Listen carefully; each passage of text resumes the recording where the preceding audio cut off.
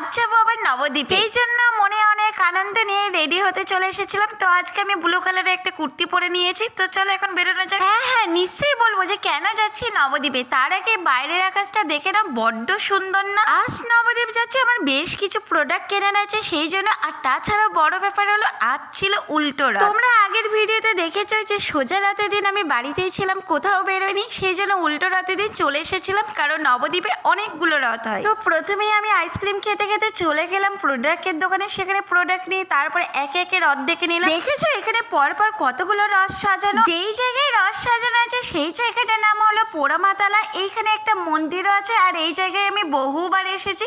তোমরা কে কে পোড়ামাতালায় এসেছো অবশ্যই কমেন্টে জানাবে। যারা এখনো পর্যন্ত নবদ্বীপ আসনি অবশ্যই এসো, কারণ নবদ্বীপ অনেক ঘোরার জায়গা আছে আর জায়গাটা বড্ড সুন্দর। আর দেখো আমি স্টেশন চলে এসেছি, এখানে কিছু বাচ্চা রথ নিয়ে বেরিয়েছিল। চালচাল টাটা, দেখো।